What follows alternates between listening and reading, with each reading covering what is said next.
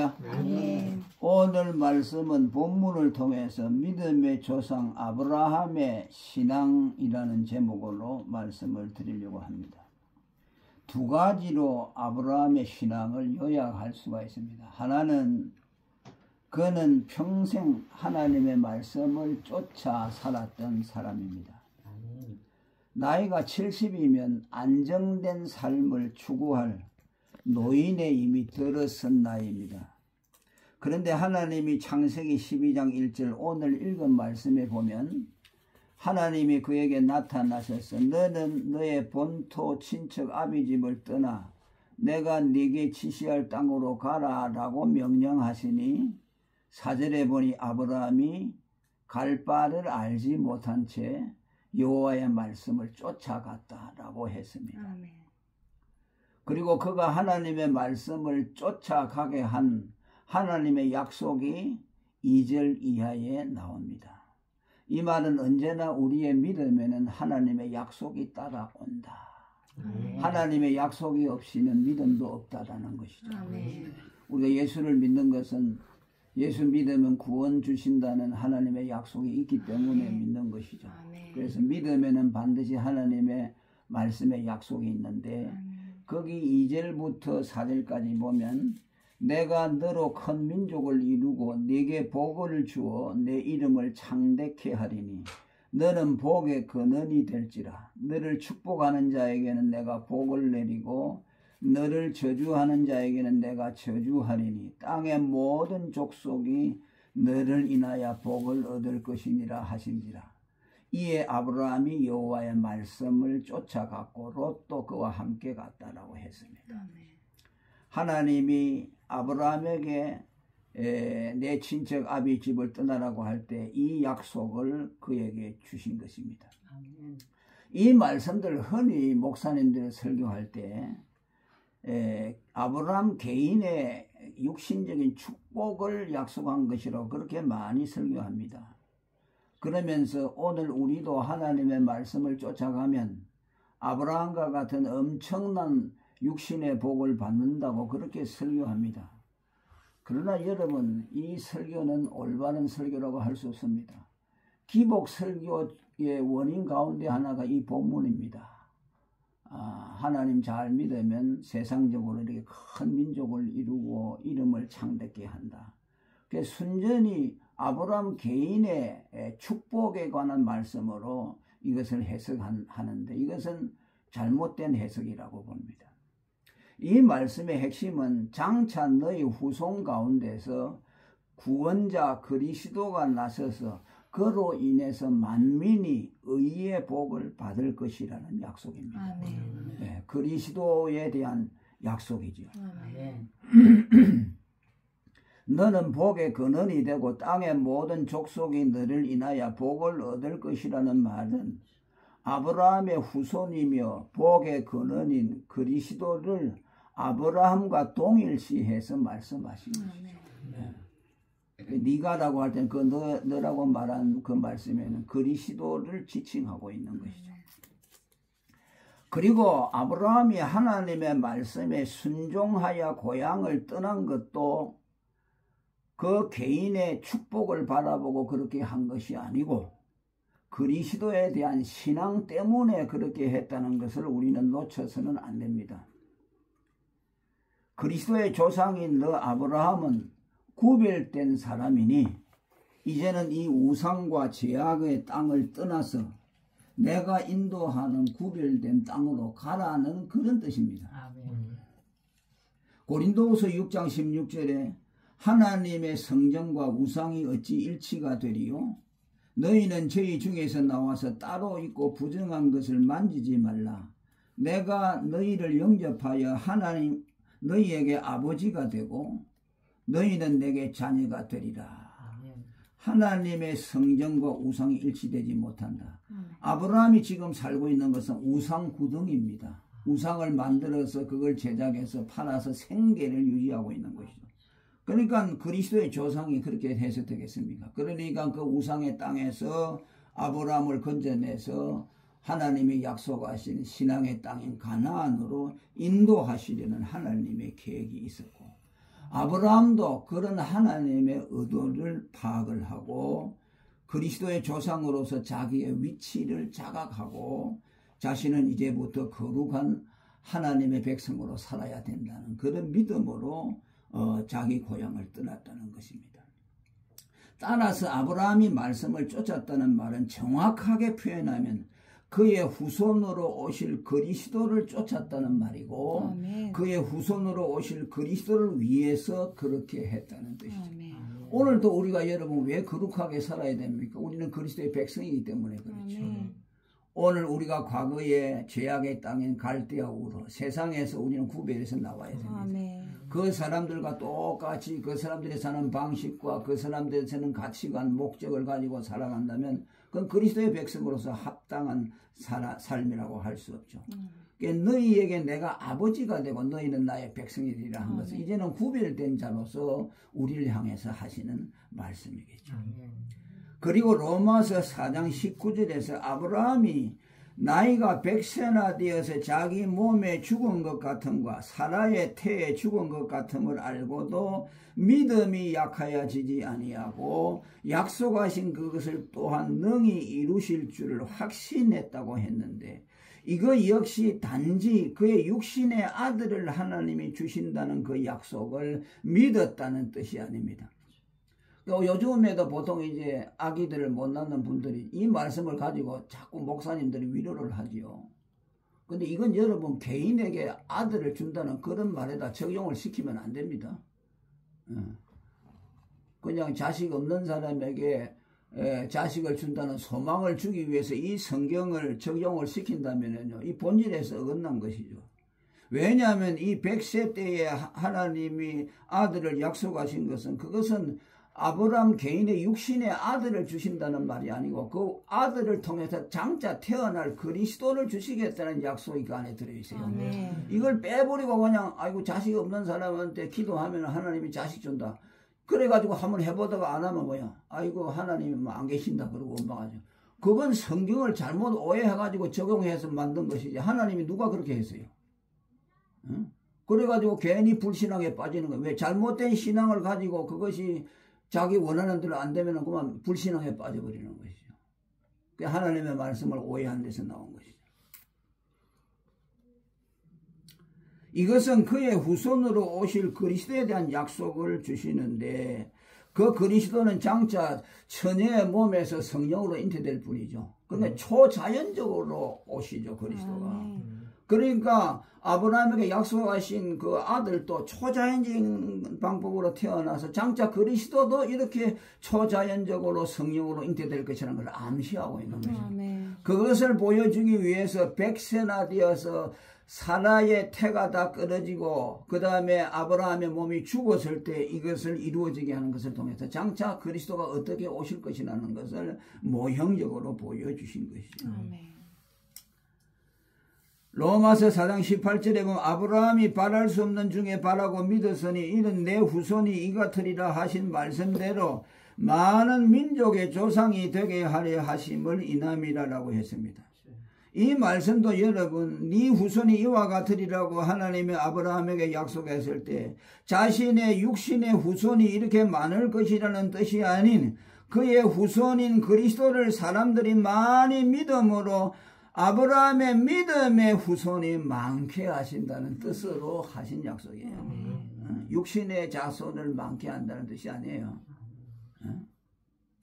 이것은 우리가 어디서 확인됩니까? 요한복음 8장 56절에 보면 예수님이 너희 조상 아브라함은 나의 때 볼 것을 즐거워하다가 보고 기뻐했다고 하신 말씀에서 확인이 되는 겁니다.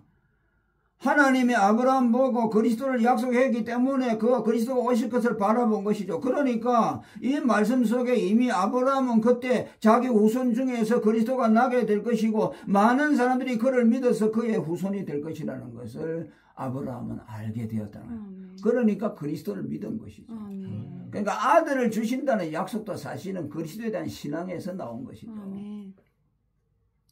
그래서 오늘 우리의 삶이나 우리의 행동이나 모든 동기는 우리 개인의 사사로운 관점에서 보면 안 됩니다. 예수 믿어가지고 내 개인이 잘 먹고 잘 산다. 그런 차원에서 보지 말고 언제나 우리는 하나님의 약속에는 그리스도가 숨겨져 있다. 모든 말씀에 하나님이 우리에 대한 축복의 약속에는 그리스도로 말미암은 의의 복이 숨겨져 있다는 걸 알고 우리는 모든 신앙에서 그리스도를 발견할 수 있는 그런 해안이 열리시기를 축원합니다. 아멘.